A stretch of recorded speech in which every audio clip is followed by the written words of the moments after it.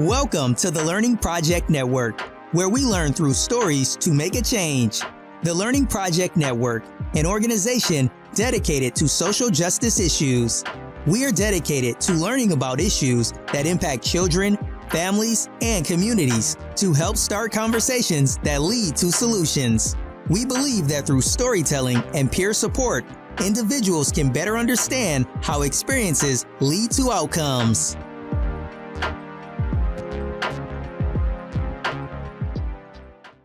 Hey everybody, it's Stephanie from the Learning Project. I am so excited that you have joined me today. I am sending you all the strength and love, you guys. I have a very special guest today, Whitney Bean. I am telling you guys, you are in for a treat. So it's kind of weird how we met her. We actually met through her brother, who is working on a whole different project with me. And I was telling him about our series, Girl Get a Doula. And he was like, you gotta meet my sister. She has done all this stuff and you guys have to meet. So Whitney, welcome. Thank you so much for being here. And thank you for just taking the time out to help educate our community on what it means to go through this crazy journey of being a woman, labor, postpartum, during pregnancy, all of it. It's, a whole mess of mesh, right? Yeah, I'm so excited to be here, and you're so sweet, and you have such a nice intro. I mean, it is so funny the way that we met, and it's also not that surprising at all. But yeah, I feel like some of those weird connections has happened through that brother right there. So exactly. Yeah, but I'm so excited to chat with you. Thank you. And you know, the thing that's kind of interesting too, we're actually in the same city too. So which is really cool because I don't get to meet a lot of people in my city a lot when I'm doing these podcasts. A lot of people live in different areas or we try to connect through different just connections. They're not in my city there. So this is like really awesome that we have somebody in our city that we can connect with in Spokane on our Girl Get a Doula series. Yeah. So Whitney, tell our listeners who you are and what are you doing to make a difference in women's lives? Oh man. So I am the mom of 4 kids. My kids are ages 1 to 11. And I am a wellness and life coach, and I am a doula as well, a birth doula. So that's how we got connected with my wellness and life coaching business. What I do is I help people who are feeling a lot of feelings. They're feeling overwhelmed, they're feeling anxious, they're just feeling like things could be a little bit better, a little bit more, feeling like their own life. They want to take a little bit more control of their life and feel like it's intentional. And I help them to process things they need to process through and then create that intentional lifestyle. And also get in touch with their body, get in touch with the feelings they're having and what they are expressing. Wow. Okay. So let me tell you why I was like, Whitney, we have to connect and we have to do this podcast together, because I've heard a lot of people talk about being a doula and all their different practices. As you're watching our new series, we've been talking about cultural practices. We've been talking about natural paths that people are taking when it comes to the doula world. But I haven't heard of anybody doing wellness in connection with their doula practice. So tell us a little bit about how you have helped people, and especially women, throughout your practice, and why do you really recommend people partner with a wellness coach and a doula? Sure. Yeah. And what we talked about this too before, like 2 of the main things that I believe really strongly in is education. Educating yourself on whatever you're trying to make a decision about, or about your own body, or about your own lifestyle, getting first that education so that you can make educated decisions based on that. And also working with your body's natural capacities, working with the natural flow of things. So those 2 things really go hand in hand with both, with, when you're having a baby, when you're getting pregnant, throughout pregnancy, and then afterwards, for sure, with being a mom, the more that you can learn about the process and about what's going on, the better off you're going to be. The less fearful you're going to feel, the less overwhelmed you're going to feel. You're still going to feel feelings, right? There's going to be a lot that's involved with it. But when you have that base knowledge, and when you have someone saying, hey, here's the stuff that, is important. Here's the stuff that you need to know about your own body that you can be aware of. Then all of a sudden you're like, okay, this is a totally different conversation, right? This is a different conversation than just having a checkup that's saying, things are looking good, or watch out for this. But it's more of also expanding that to, and here's the emotional side of it, and here's some things you might experience, and here's what's out of the norm, and here's what's in the norm, and how can you process through those things.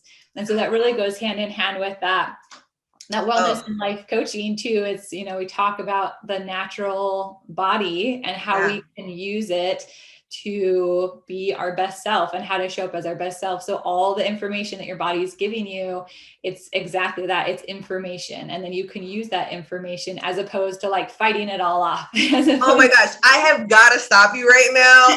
You guys, if you are watching the video, you see me getting all squirmy, because I literally love what you're talking about. Because first of all, when we're talking about education, a lot of us don't know what we're actually feeling, right? So we're just putting a lot of different words, feelings, and pieces together. But with that educational piece, and then exactly what you're talking about, like identifying that and spending time in that, stewing in what you are feeling and going through, and having somebody guide you through that, that is so powerful, because it helps you to communicate with your provider, your doctor, your doula, your nurse, whoever that you see during your post or prepartum period, that will help you to communicate what you need and how you can receive help. I just had to stop you on that, because so many of us, we feel things and we feel crazy because no one else is talking about it. No one else is saying, me too, I'm feeling this way.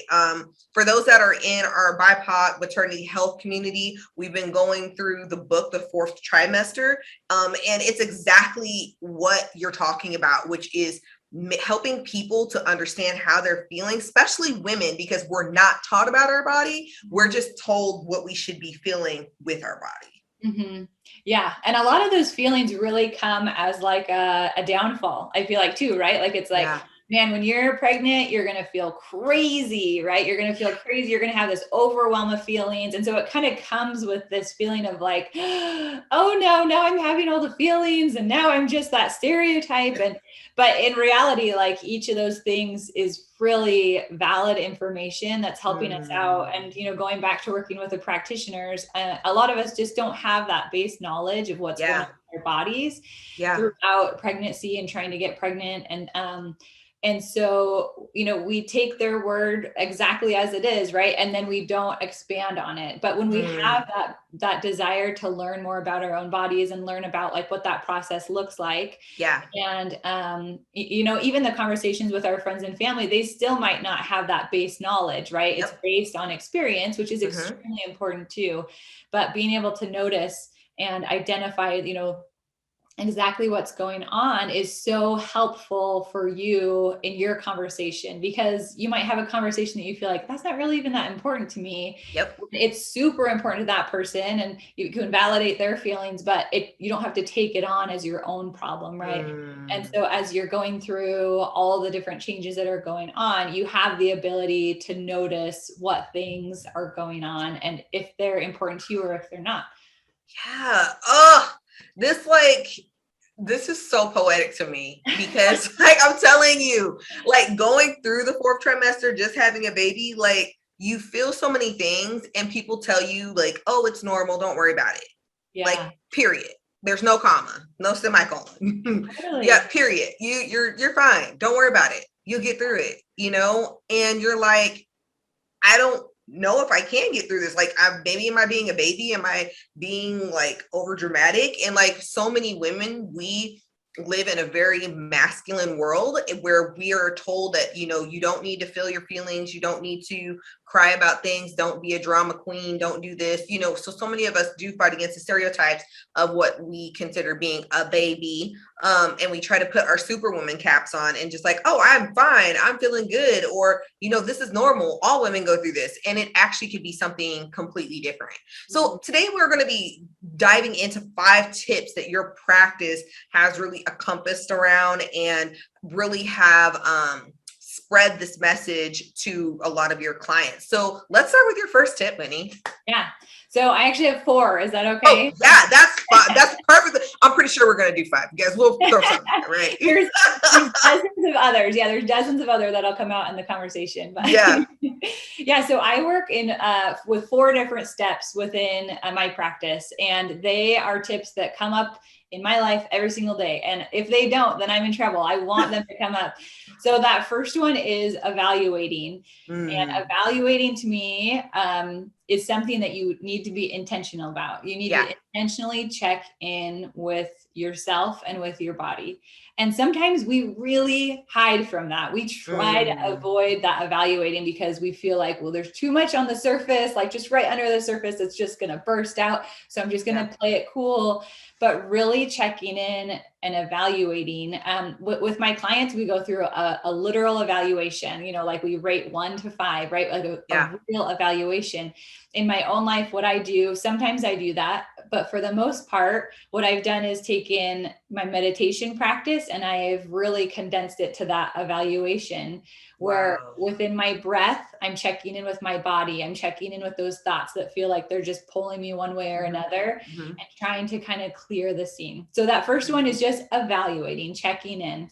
Yeah. And then the second one is defining what balance would be. So if you are feeling out of balance in any certain way, we're really good at talking about all the things that are wrong, but we also need to be working on how to tell what we want. Like, what does balance actually look and feel like to you, right? So you might wake up and just feel crappy, right? You just feel awful.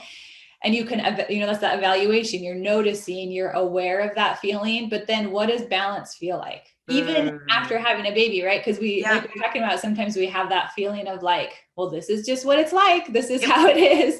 But if we feel like that's out of balance for us, then what does balance feel like, even in the circumstance, even being 9 months pregnant, or even being 2 months postpartum, right? What does that balance look and feel like? So that we know the difference, right? We know where we're headed or where we want to go. And then I'm going to stop you because we have those 2 tips are loaded. Okay. So let's talk about this evaluation part. So when we talk about evaluation, there are a lot of podcasts that we have done on our series that have talked about miscarriage. We've talked about, maybe if you've had a baby and maybe that's a stillborn baby, or you have had a very traumatic birth, or, maybe you missed out on a piece of your birth. Like for me, I was so stuck on having a vaginal birth. And then all of a sudden I got pushed into a C-section because that was like the choice. So how do you get a person to evaluate themselves in a genuine way and not in a negative way? Because sometimes women, depending on where they are in that spectrum, they get very negative about themselves. So everything is just super negative. I don't even know if that's a good place you want them to start with. What is the mindset that you have to help somebody do a genuine evaluation so they're not going too far right or too far left, where they're saying, oh, I'm perfectly fine. I feel good. I don't even know why I'm here. I just, those that may not even realize that there's something going on. Yeah, that's amazing. And I think it really comes down to learning how to not judge your own thoughts and your own feelings. And that's hard. It's really hard, right? Like we have a lot of judgment instilled in how we grew up, or the people that we're around, or our friends, or, like social media, right? There's a lot of judgment. We're pretty much raised to judge. That's what we do. And so the idea of separating yourself from that, it does take effort for sure. And with that evaluation, I go back to that idea of meditation. The first thing with your meditation is you're trying to create that space.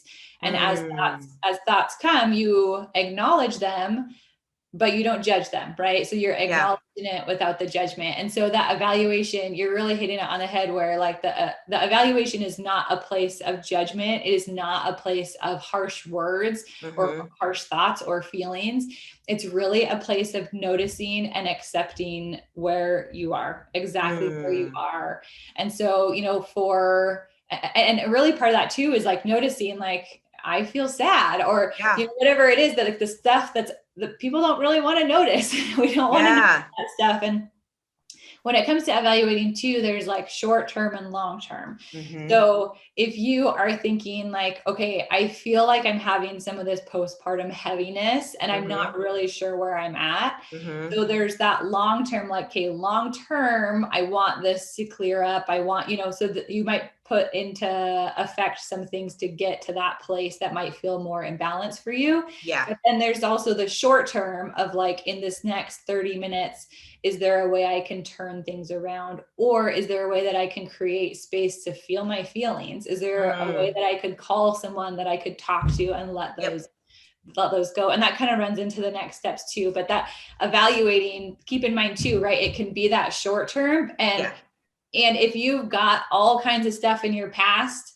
that's really heavy, you're probably not going to be able to like clear it all out in 5 minutes, right?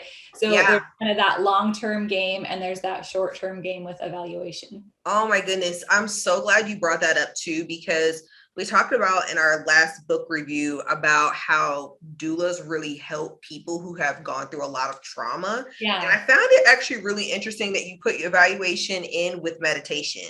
So, like, why did you do that? Like, what made you say these two need to actually go together? So we talked before, I had a lot of health issues that kind of spun me into what I do now. And so with my own health issues, once I came to realize the fact that like my body would heal itself if I could create balance.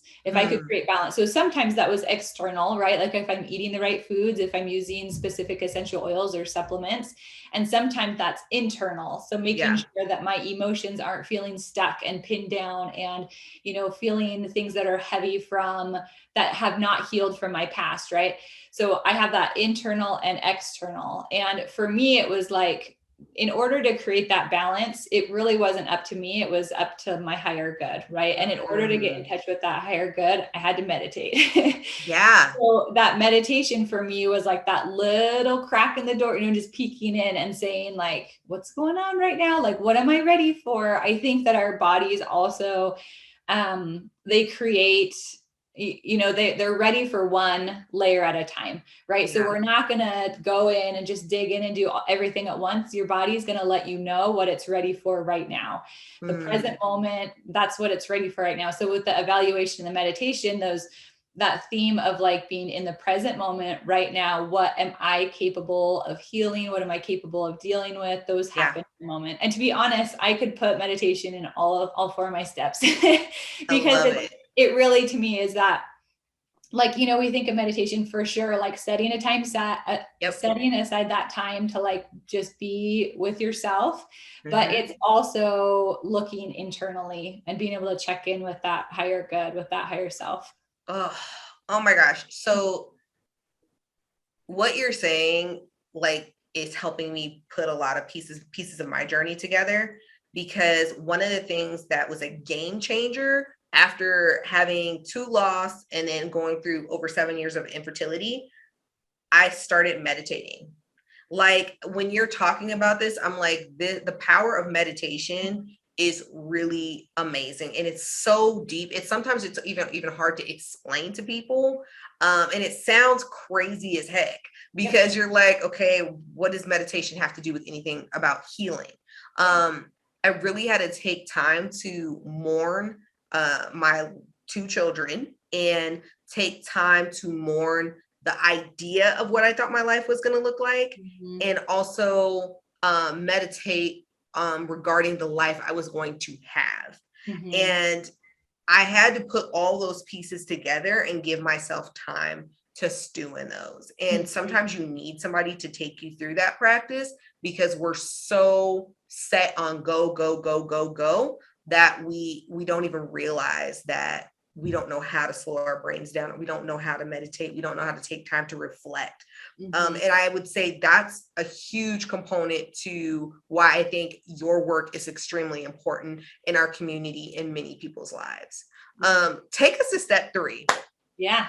I'll just say too, I love what you're saying too, with meditation, you're opening up those avenues for the brain and for the Yep. emotions and for the body and for the spirit. Yeah. So during meditation, that's one of those very specific places where you can take into account all of those things at the same time. And that's pretty miraculous.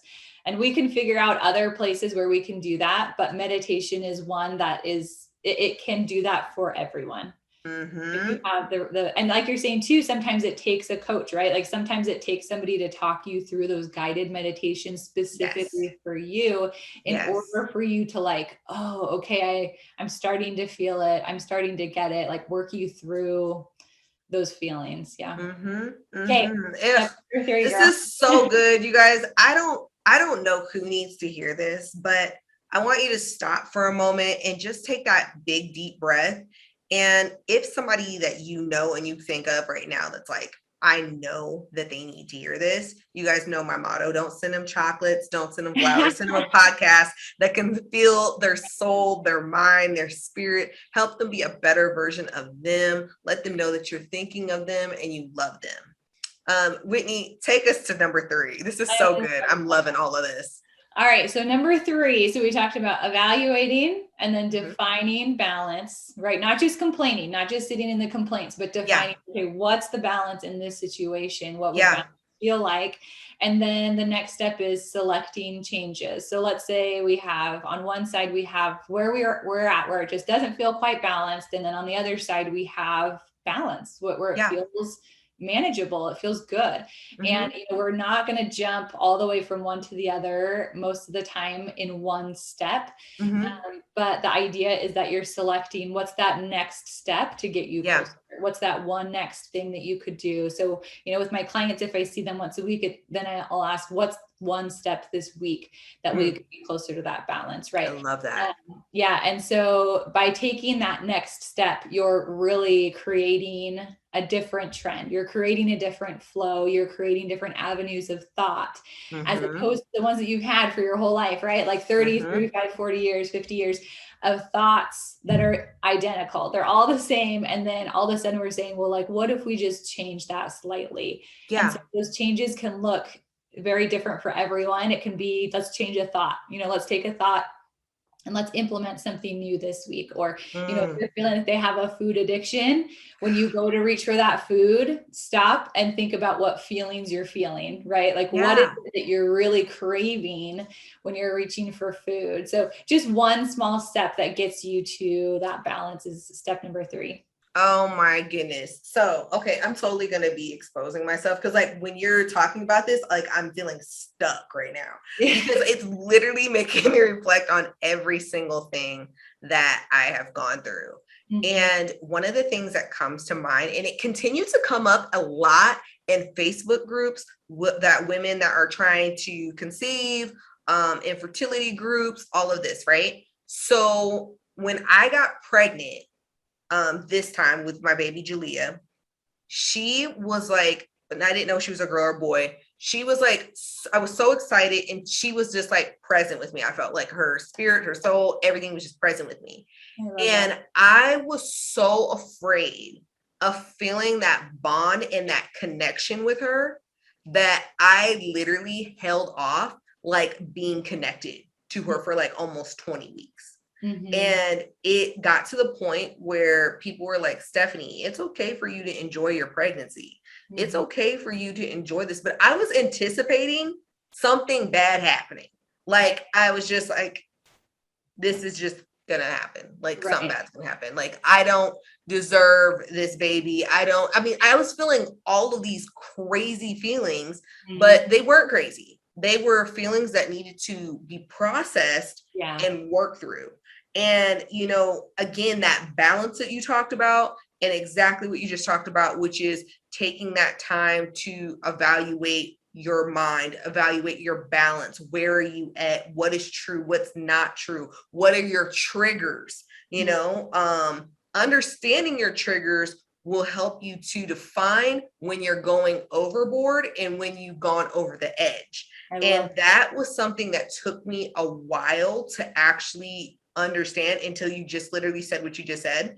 And I was like, oh my gosh, like I struggled with this because I really didn't understand what my triggers were. And like for me, my best friend, she was trying to buy a ton of baby clothes for me. I would not let her bring any baby clothes in the house. Oh. And so I was like, you can keep them at your house, but I don't want them.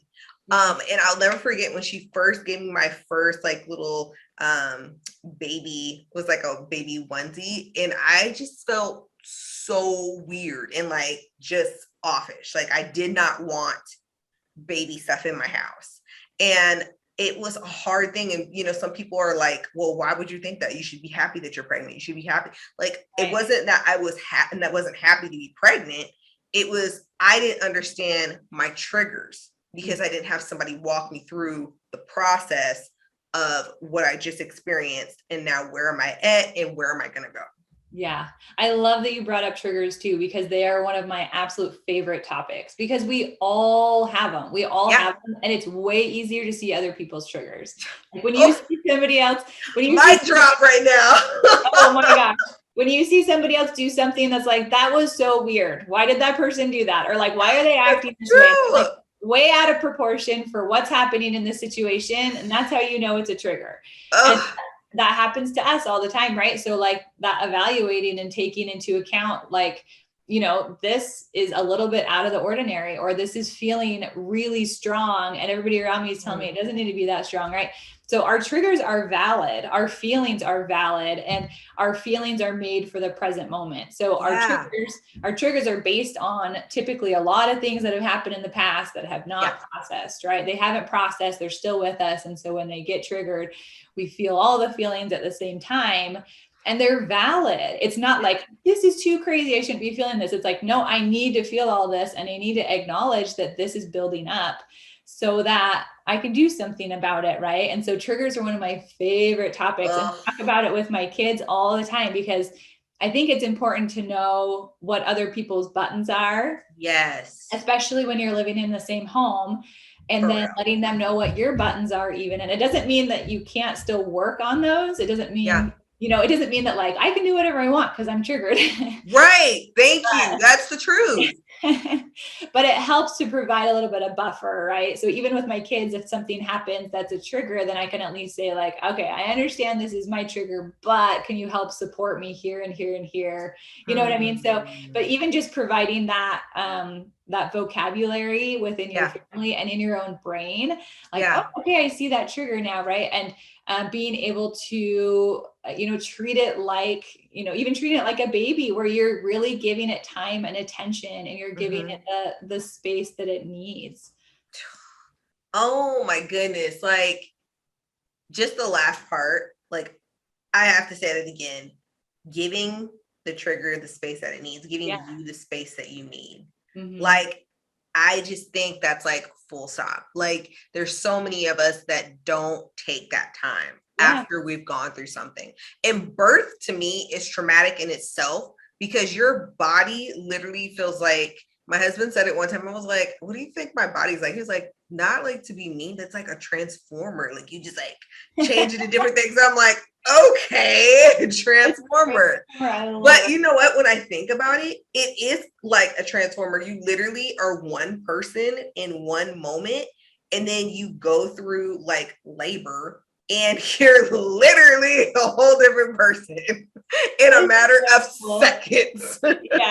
Oh man, that's awesome. And you know, it's hard to realize what your body can or cannot do, or limitations. And like, again, when I talked about, you know, miscarriages, going through loss of a child, those are really traumatic times, and your body's going through so much during this period between labor, birth, and you know, during your carrying your 9 months.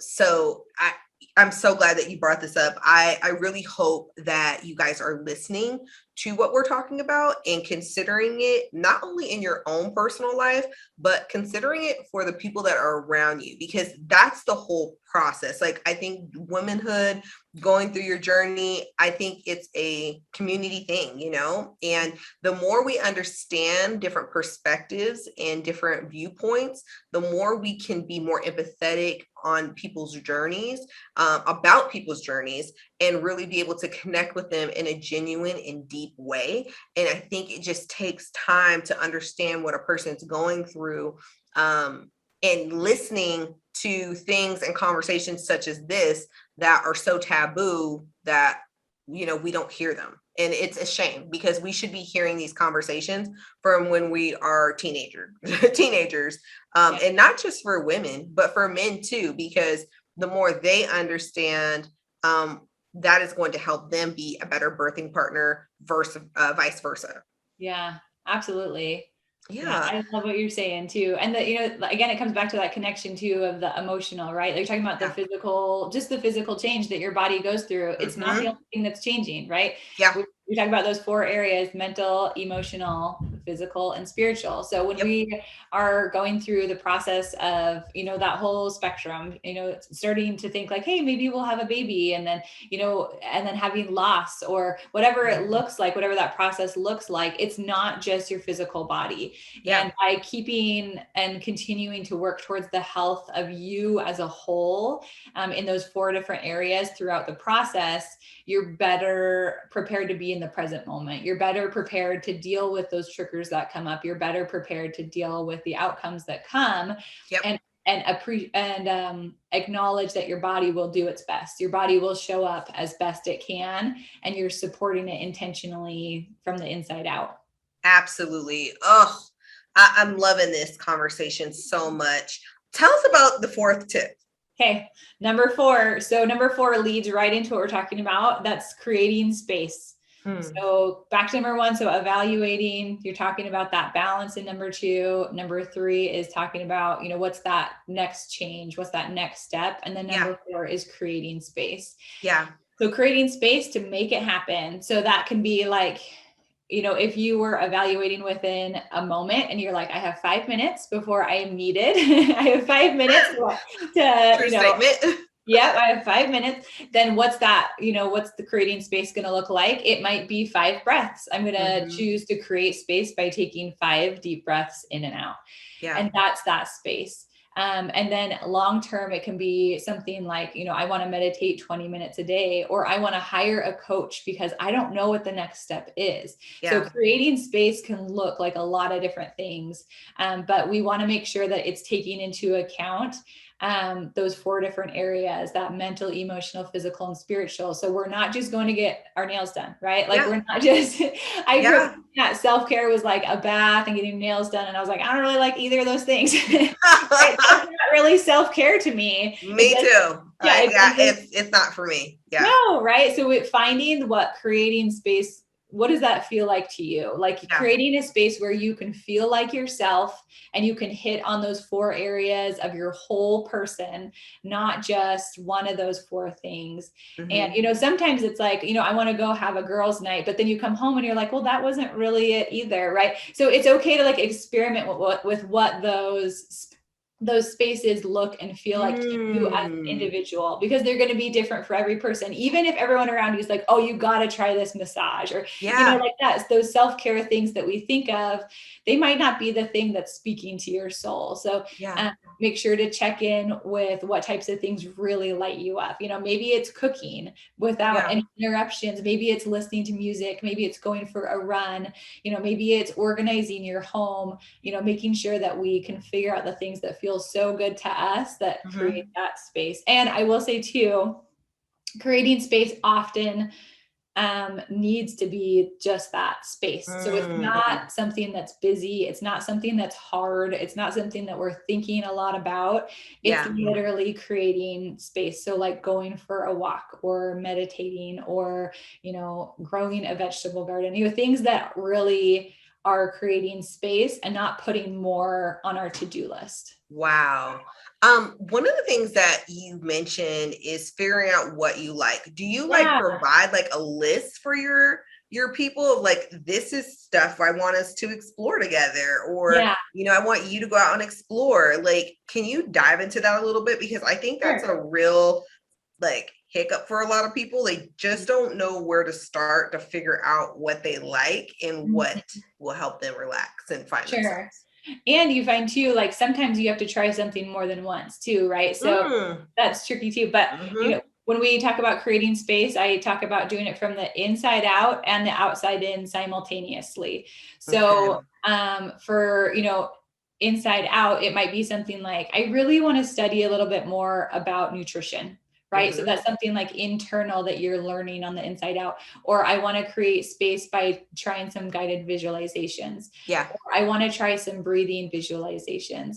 So it's something that is internal and you're hoping for awesome external results, right? Yeah. And I love the idea, you know, going back to that education, learning about different topics is so beneficial because a lot of times when people are talking to me, it's not just like, oh, I just feel weird, but it's like, there's an issue, right? Like they have gut issues or they're feeling a lot of anxiety. And so we can, if we learn more about the brain or we learn more about the gut and help them to like find resources to do that, that can also help to get things moving from the inside out. Yeah. And from the outside in, and again, you can do both at the same time. So outside in would be something external, like I'm going to go for a run twice this week, or I want to, you know, get my body moving. I want to go on a walk with a friend so I can get the emotional talking going and do the physical on the outside. Or I want to work on my nutrition, or I want to work on trying, you know, different herbs or supplements, things like that. So those are outside in. So we kind of narrow it down by doing that, the two different ways that way. Never heard that before. Okay. I've never heard that. I love how you broke that down because it's true. Like you don't know if you need that inside out or outside in. And like I see myself doing both of these to focus on my self-care, where I will talk to a friend or a peer, you know, somebody that can pour into me. And then I see myself like, when I need that outside in, meaning like how I change up my diet, like there's certain foods that I find myself more sluggish, you know, I'm not feeling my best, I'm not feeling as sharp. I'm like thinking of all of these things that you just literally explained. And I really want to encourage you guys to do the same thing because a lot of us are on that journey of self-care and we're really not sure how to get there. And figuring out, are you inside out or outside in? Is that like, what do you need more of? Do you need a combination? And exploring with those and being okay with saying, I will explore with different ways to do self-care.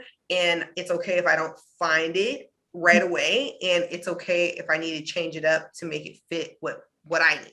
Yeah. And especially as things change in your life, like you'll fluctuate through different stages, right? So like I love to do art. That's one of those things when I am painting and creating something, I just feel so good. And yet there's times where I haven't done that as much and that felt okay too, you know, so like be okay with fluctuating through like, you know, it's been over a year, but I still kind of consider myself an artist, right? So sometimes it's okay to like, let those things ebb and flow as you need them or as you can reserve them for later. And, you know, we talked earlier about, hitting with meditation, you can hit on all four of those areas, the mind, the heart, the body, and the spirit.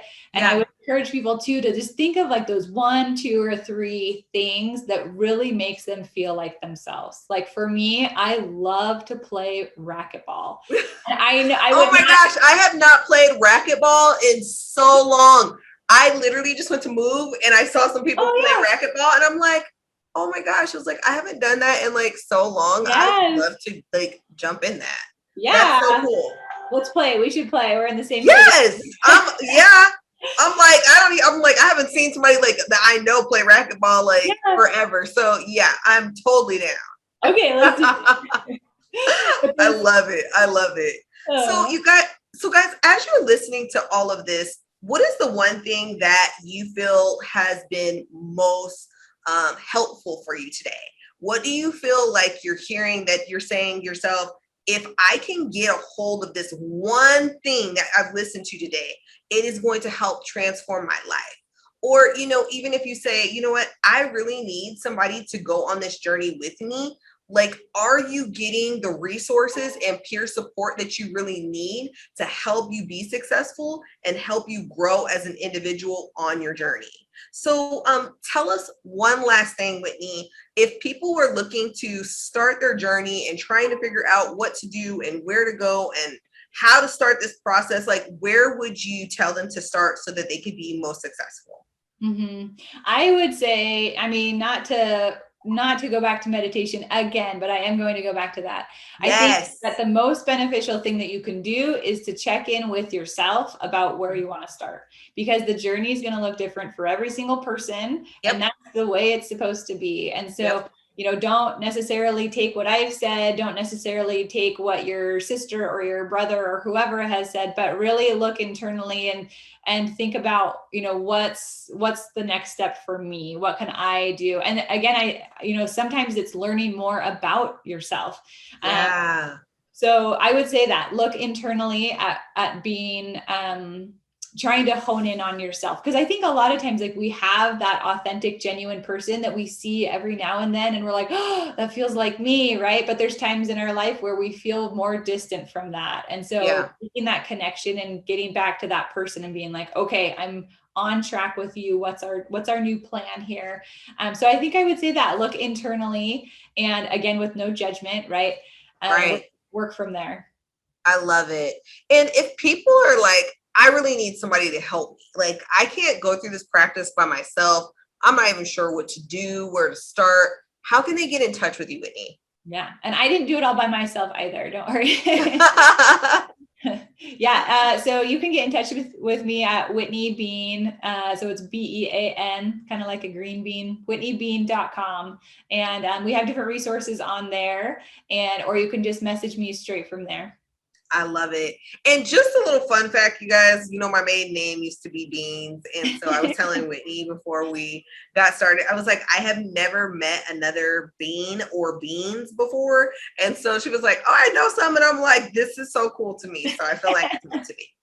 But you guys, listen, if you are driving or you don't have a piece of paper or something to write all this information down, do not worry. Don't stress yourself. All of the information is going to be down below. So please make sure that you go back to this podcast, look at all the information, and we will get you all hooked up. So I want to thank you so much again, Whitney, for being our guest today here on our podcast. These were some amazing tips, and I really appreciate you taking the time to educate our community what wellness and doulaship look like together and how can they really get that started. So thank you so much. Oh, this was so fun. Thank you. And you guys, I'm going to leave you with something special. I'm sending you all the strength and love as you go through your day and your journey in this life. It is hard, but you do not have to do it alone. I hope that these podcasts continue to encourage you and strengthen you and make you a better version of yourself as you go through your journey. And remember, you guys, when all else fails, girl, get a doula. Until next time, see you soon. Bye.